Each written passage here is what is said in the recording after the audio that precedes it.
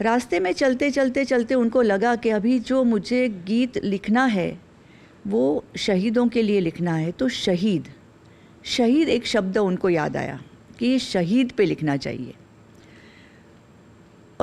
और आगे चले तो उनको ये याद आया कि मुझे कुछ लिखना है तो घर जाके मैं भूल जाऊंगा, कुछ ना कुछ अभी लिखना चाहिए। उन्होंने एक पान वाले के वहाँ गए और कहा, बेटा आपके पास कोई पेन या कागज़ है? वो खुद नहीं रखते थे पेन कागज़ कुछ भी। तो पान वाले ने कहा, नहीं भाई साहब मेरे पास कुछ नहीं है, आपको एक खाली सिगरेट का पैकेट मैं दे सकता हूँ, अगर उसके ऊपर आप कुछ लिखना चाहें तो आप लिख लीजिए। तब तक उनके दिमाग में एक और लाइन आ गई थी कि जो शहीद हुए हैं उनकी ज़रा याद करो कुर्बानी। उसी वक्त उन्होंने सिगरेट के पैकेट पे ये लाइन लिखी, जो शहीद हुए हैं उनकी ज़रा याद करो कुर्बानी, बस एक लाइन। तो फिर ये तय हुआ कि आशा दीदी और लता दीदी दोनों मिलकर ये गाना गाए, लेकिन नसीर रामचंद्र जी को तो लता दीदी के साथ अनबन थी। तो फिर प्रदीप जी ने ये तय किया कि मैं मतलब उनसे कहा गया कि आप अप्रोच कीजिए और आप उनको बताइए कि आप ये गाना गाइए। खैर लता दीदी मान गई और फिर कुछ ऐसा हुआ, जब रिकॉर्डिंग शुरू होनी थी और जैसे दोनों बहनें एक कमरे में थी, रिकॉर्डिंग शुरू होने से पहले अंदर कुछ दोनों के बीच में हुआ जो हम नहीं बोल सकते कि क्या हुआ, लेकिन कुछ तो हुआ जिससे लता दीदी रुक गई और आशा दीदी वहाँ से रोते हुए निकल गई। चल चल रहे नौजवान, अच्छा ये भी आपने लिखा है? तो नेहरू जी जानते थे ये गीत और उन्होंने ये भी कहा कि मैं जब जेल में था तो तब चल चल रहे नौजवान मुझे किसी जेलर ने लिख के दिया था कि देखिए ये गाना आजकल चल रहा है, तो आपको हम जानते हैं। और उसके बाद में कहा कि आप हमको ये गाना सुनाएंगे ए मेरे वतन के लोगों। प्रदीप जी ने कहा, मैं लता मंगेशकर ने गाया वैसा संगीत के साथ नहीं सुनाऊंगा, मैं अपने तरीके से सुनाऊंगा जैसे एक कवि कविता कहता है। तो उन्होंने कहा ठीक है। और फिर एक बहुत बड़ी सभा थी कांग्रेस की और तब वहाँ पर कवि प्रदीप जी ने ये गीत सुनाया। वो जो गीत हाथ में लिखा हुआ था और वो पढ़ रहे थे प्रदीप जी, नेहरू जी ने कहा कि जब आपका पूरा हो जाए तो ये मुझे आपकी हस्तलिखित मुझे दे दीजिए। जाग उठो हिंदुस्तानी, अब न किसी के आगे झुकना, जर्मन हो ठीक है, जर्मन हो या जापानी, लेकिन ये तो शुरू हुआ है जंग तुम्हारा, जाग उठो हिंदुस्तानी। लोग समझ गए कि ये नारा क्विट इंडिया का है और ये गीत क्विट इंडिया का है। लोग पागल हो गए, लोग खड़े हो गए। पहले ही दिन बोलते हैं शुरू में ये हमको फिर से चाहिए, हमको फिर से चाहिए रील, कैसे भी हमको वापस, once more once more once more. और थिएटर ओनर को ये वापस रील बदल के फिर से लगाना पड़ा, फिर से लगाना पड़ा। ऐसे मतलब 3-4 बार, एक बार दो बार नहीं, कई बार उसी गाने को बार बार बजाना उसी पड़ा। गाने को ये पहले दिन हुआ और वो बात चलती रही। हाँ। तो ये हर एक जगह पे जहाँ जहाँ फिल्म रिलीज़ हुई, ये कलकत्ता की बात है, जहाँ बम्बई में रिलीज़ हुई, जहाँ जहाँ रिलीज़ हुई। नमस्कार, मैं हूँ जितेंद्र दीक्षित। मौका चाहे स्वतंत्रता दिवस का हो या फिर गणतंत्र दिवस का या फिर हमारे किसी सैनिक की शहादत हुई हो, एक गाना हमेशा सुनने मिलता है। ऐ मेरे वतन के लोगों जरा आंख में भर लो पानी, जो शहीद हुए हैं उनकी ज़रा याद करो कुर्बानी। और अगर इस साल की बात करें तो इस साल ये गीत और ज़्यादा प्रासंगिक हो जाता है। इस साल ऑपरेशन सिंदूर के दौरान पाकिस्तान की ओर से जो शेलिंग की गई थी उसमें हमारे कई सैनिक शहीद हुए थे। तो इस स्वतंत्रता दिवस के मौके पर मेरे साथ इस वक्त स्टूडियो में मौजूद हैं एक खास मेहमान, जिन कवि प्रदीप ने इस अमर गीत को लिखा था, उनकी सुपुत्री मितुल प्रदीप इस वक्त हमारे साथ मौजूद हैं। और इस गीत से जुड़े हुए कई सारे किस्से हैं, कई दिलचस्प किस्से हैं जो शायद ज़्यादातर लोगों को पता नहीं। और इस गाने के अलावा भी देशभक्ति के कई और भी गीत कवि प्रदीप ने लिखे थे और उनसे जुड़े हुए भी कई अनसुने किस्से हैं जो आज हमारे साथ मितुल प्रदीप जी साझा करेंगी। मितुल जी, एनडीटीवी में आपका स्वागत है। नमस्ते।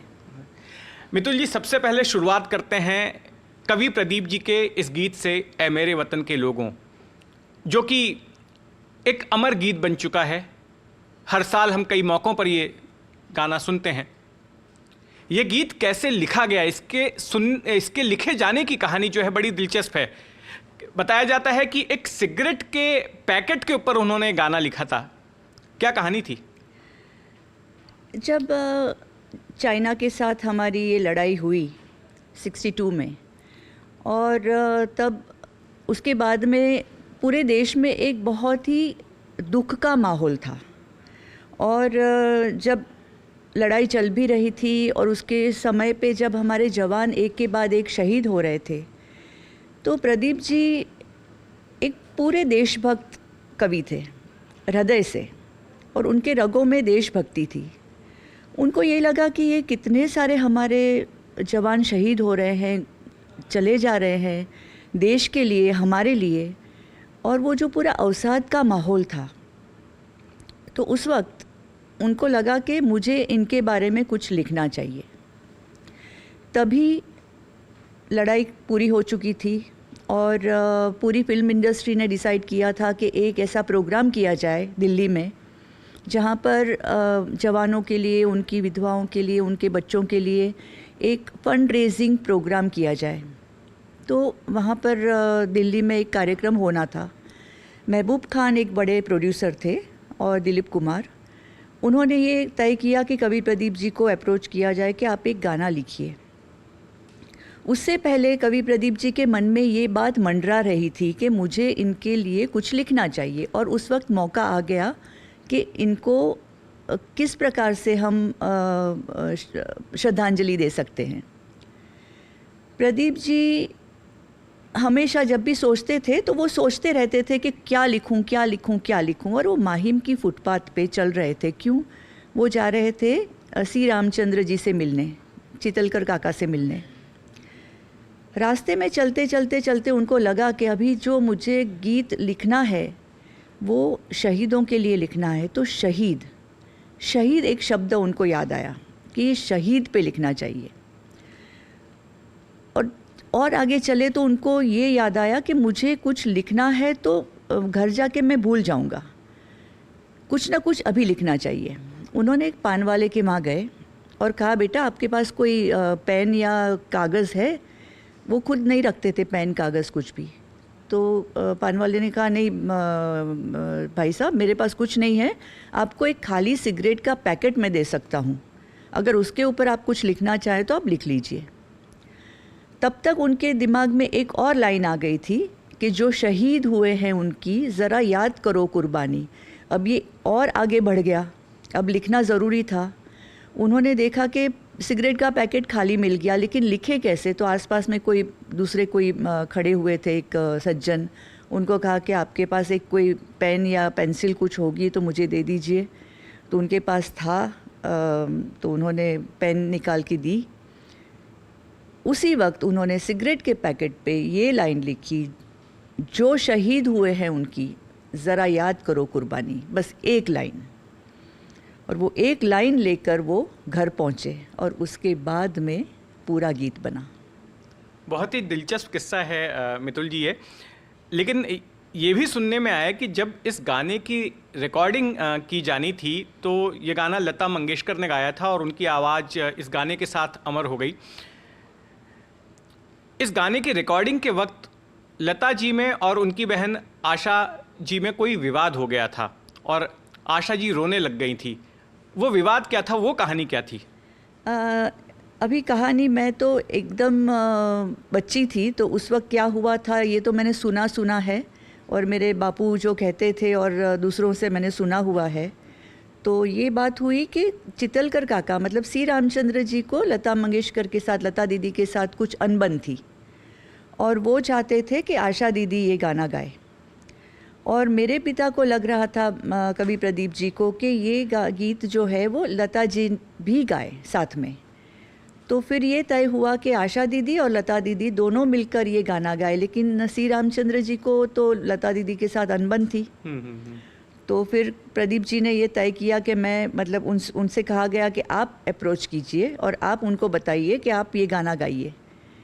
खैर लता दीदी मान गई, और फिर कुछ ऐसा हुआ, जब रिकॉर्डिंग शुरू होनी थी और जैसे दोनों बहनें एक कमरे में थी, रिकॉर्डिंग शुरू होने से पहले अंदर कुछ दोनों के बीच में हुआ जो हम नहीं बोल सकते कि क्या हुआ, लेकिन कुछ तो हुआ जिससे लता दीदी रुक गई और आशा दीदी वहाँ से रोते हुए निकल गई। मतलब लेकिन तकरार किस बात को हुई ये आपको कभी ये तो पता नहीं कुछ चला? किसी को पता नहीं चला कौन किससे क्या हुआ, लेकिन कुछ तो ऐसा हुआ कि उन्होंने कहा कि मैं नहीं गाऊंगी और फिर लता दीदी ने अकेले गाया। अगर शायद वो तकरार नहीं हुई होती तो ये गीत जो है आज दोनों बहनों की आवाज़ में आज हमें उसका सुनने हाँ, मिलता। उसकी अलग पहचान होती और अलग तरीके से शायद कुछ अंतरे गाए होते, ऐसा लगता है, लेकिन वो तो मुझे नहीं पता, मैं उस वक्त बहुत छोटी थी तो मैं कुछ बता नहीं सकती हूँ। चलिए, गीत की रिकॉर्डिंग तो हो गई, लता जी ने अकेले ही रिकॉर्डिंग कर दी। अब जब इसको पहली बार प्ले किया गया, जब पहली बार इस गीत को एक लाइव गाया गया दिल्ली के नेशनल स्टेडियम में, 1962 वो साल था, 63 था, मतलब उसके जनवरी 63 की, और उसके एक साल पहले भारत और चीन का युद्ध हुआ था, कुछ महीने पहले ही हुआ था। और उसके बाद ठीक बाद जो है ये इवेंट रखा गया दिल्ली में। जब पहली बार उन्होंने इस गीत को गाया, उस वक्त में तब के प्रधानमंत्री जवाहरलाल नेहरू जी भी मौजूद थे और भी कई बड़े लोग थे, राष्ट्रपति वहाँ पर मौजूद थे। सही बात। जब वहाँ ये गीत बजा, जब ये गीत गाया गया, तो उस वक्त क्या माहौल था, ये बताइए। लता दीदी स्टेज पे आई, उससे पहले दूसरे कई गीत पेश हुए, दूसरे फिल्मों के, दूसरे म्यूज़िक डायरेक्टर्स के, और वो होने के बाद लता दीदी स्टेज पे आई सफ़ेद साड़ी में, एकदम सिंपल सी लता दीदी। सी रामचंद्र जी का ज़बरदस्त म्यूज़िक शुरू हुआ और ऐसा शुरू हुआ कि लोगों को लगा कि हाँ, ये भी कोई ऐसा गाना है कि जो खुशियों का, जैसे हम लोग दुखी हैं तो खुश करने के लिए कोई गीत है। लोगों को पता नहीं था कि गीत में क्या है। तो गीत शुरू हुआ कि ऐ मेरे वतन के लोगों, तुम खूब लगा लो नारा, ये शुभ दिन है हम सबका, लहरा लो तिरंगा प्यारा। और इमीडिएटली चेंज हुआ, पर मत भूलो सीमा पर, वीरों ने है प्राण गंवाए, कुछ याद उन्हें भी कर लो जो लौट के घर ना आए। एक माहौल चेंज हो गया और उसके बाद में जो गीत चला वो तो सबको पता है। ये जो सुनने में था, शुरुआत में तो बड़ा ही हर्ष वाला माहौल था, उल्लास वाला था, फिर उसके बाद बड़ी देर तक म्यूजिक बजता रहा और फिर अचानक में लता जी ये एक लाइन गाती हैं जहां पर वो शहीदों को याद करने की, वो जो लाइन गाती हैं, और वो एक लाइन माहौल बदल देती है। पर मत भूलो सीमा पर वाली लाइन से माहौल पूरा बदल गया, लोग एकदम चुप हो गए, पिन ड्रॉप साइलेंट। क्या लाइन थी वो?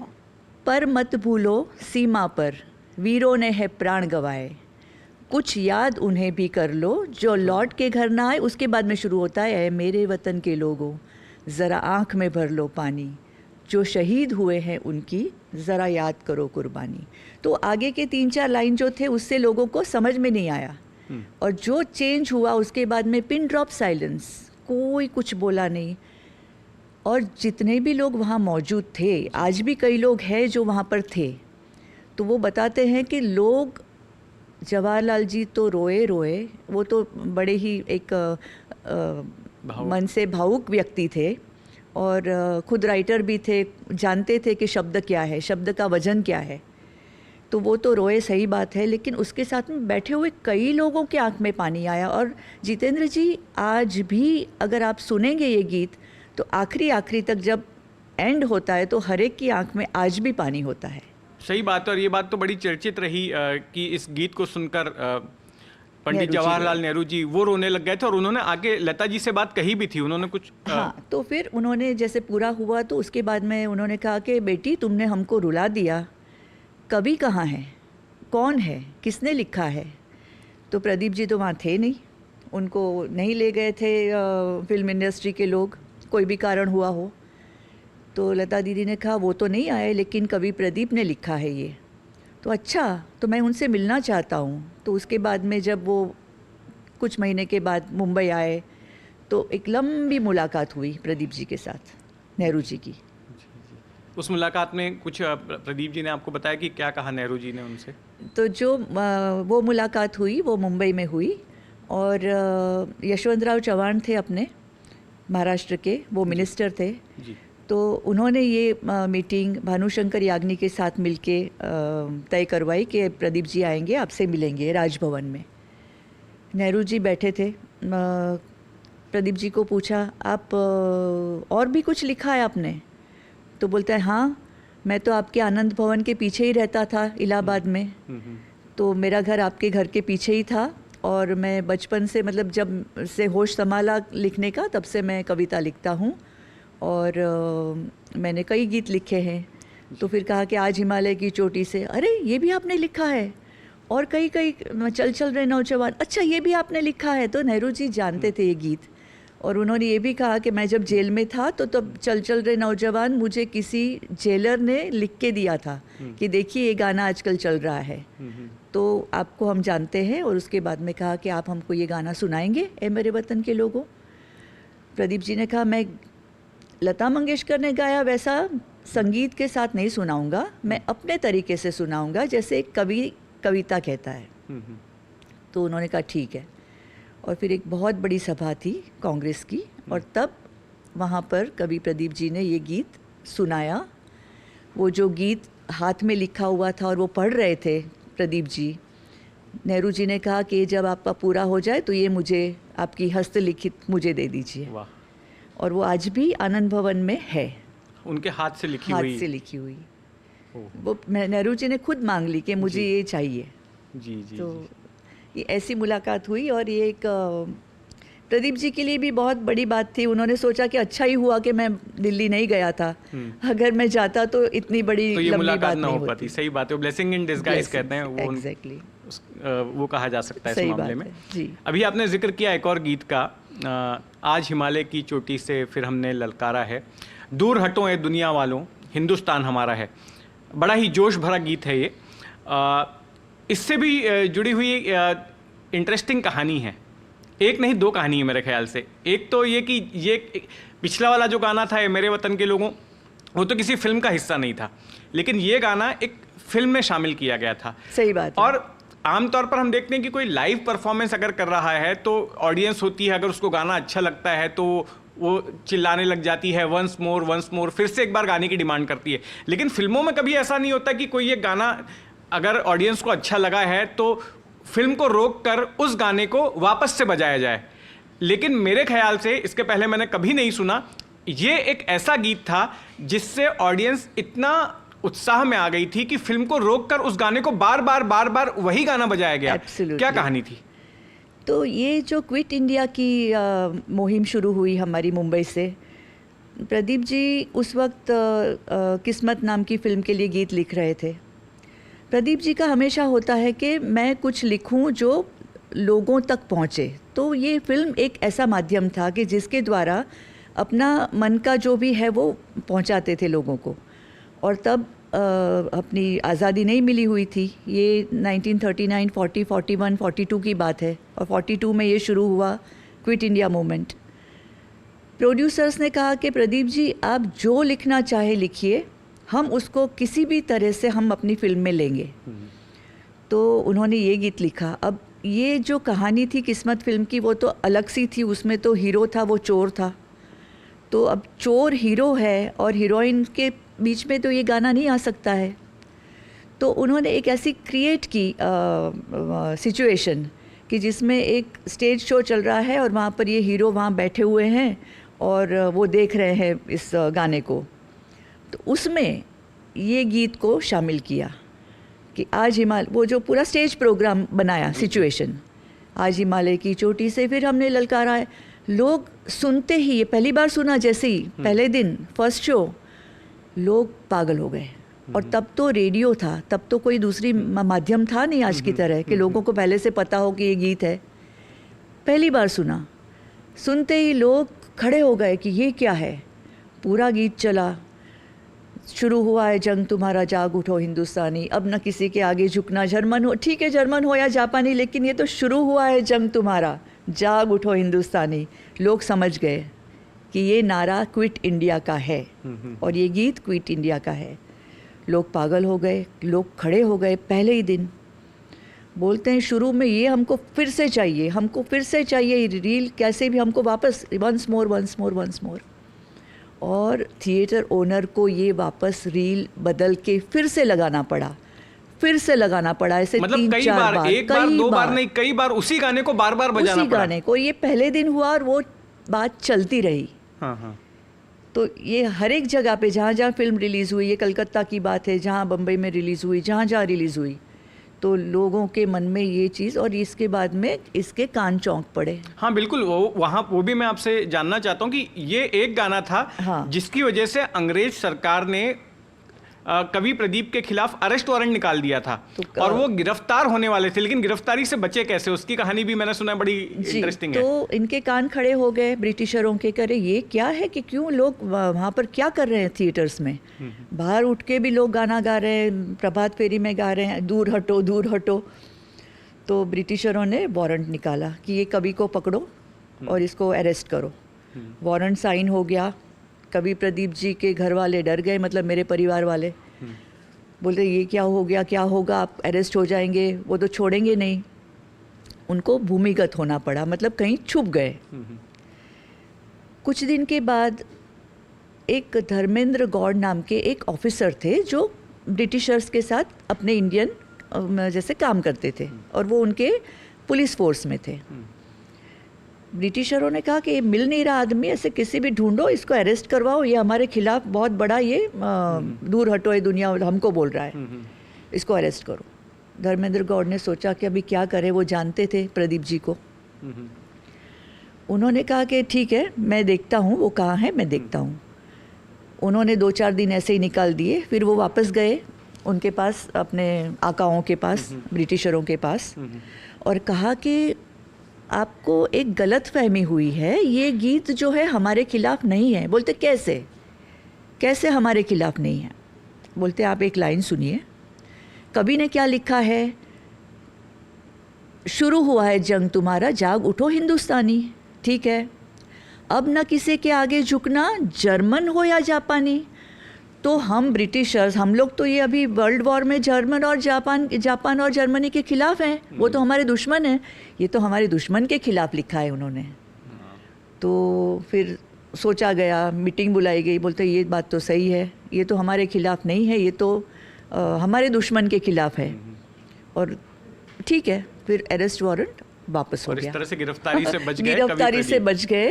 और सब परिवार वालों ने भी अच्छी मतलब राहत हो गई कि ठीक है, अब आ जाइए वापस। उन्होंने ढेर सारे ऐसे गीत लिखे हैं राष्ट्रभक्ति के। एक और गीत है जो बहुत चर्चित हुआ, और वो बच्चों में आज भी बड़ा लोकप्रिय है, जब भी बजता है तो, आओ बच्चों तुम्हें दिखाएं झांकी हिंदुस्तान की, इस मिट्टी से तिलक करो ये धरती है बलिदान की। अब ये जो गाना है, इसके बारे में बताया जाता है कि पाकिस्तान में इस गाने को चुरा लिया गया, और इसके शब्दों के साथ छेड़छाड़ करके इसका एक पाकिस्तानी वर्जन भी जो है वो तैयार हुआ। बहुत एकदम सही है।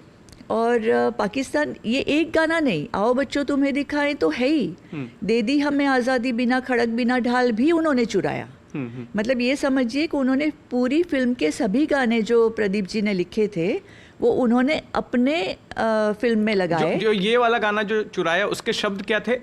जो आओ बच्चों तुम्हें दिखाएं झांकी, उसके पाकिस्तानी वर्जन के शब्द क्या थे? आओ बच्चों तुम्हें दिखाएं, कुछ ऐसा था शायद। हाँ। आओ बच्चों सैर कराएं तुमको पाकिस्तान की, आओ बच्चों सैर कराएं तुमको पाकिस्तान की। और फिर मतलब जिन्ना का नाम और वैसे। हाँ। और वैसे ही दे दी हमें आज़ादी बिना खड़क बिना ढाल का भी कुछ ऐसा वर्जन है कि जिसमें उन्होंने जिन्ना साहब का नाम डाला है।